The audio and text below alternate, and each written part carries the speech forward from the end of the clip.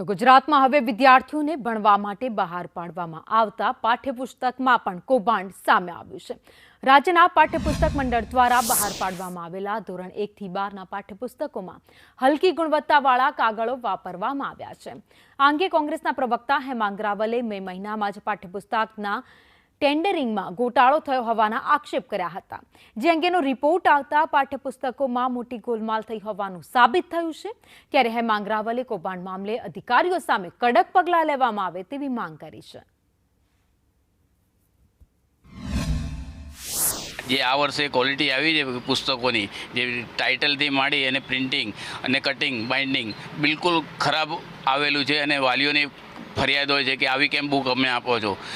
કોઈ પણ જાતનું પ્રિન્ટિંગ બરાબર હોતું નથી, અંદર ડબ્બા પડેલા હોય છે, કટિંગ હોતું નથી, ટાઇટલ ખરાબ છે અને જેવું વરસાદ ચોમાસું પડશે એટલે એ લોકોને કમ્પલસરી આ બાઇન્ડિંગ કરાવવું પડશે અને ખોટો ઉપર એ બાઇન્ડિંગના પૈસાનો બોજ વાલીઓ પર આવશે। તે પુસ્તકોની અંદર જે પ્રમાણે કોંગ્રેસે આરોપ કર્યો હતો અને આજે લેબ ટેસ્ટિંગનો રિપોર્ટ આવ્યો છે, 70 GSMની જગ્યાએ 66 GSMનો કાગળ માલુમ થયો છે અને બ્રાઇટનેસ જે 92ની હોવી જોઈએ એની જગ્યાએ 75-76ની બ્રાઇટનેસ છે। એટલે આ સીધો એ એક પ્રકારનું મોટું 13 થી 15 કરોડ રૂપિયાનું કૌભાંડ છે।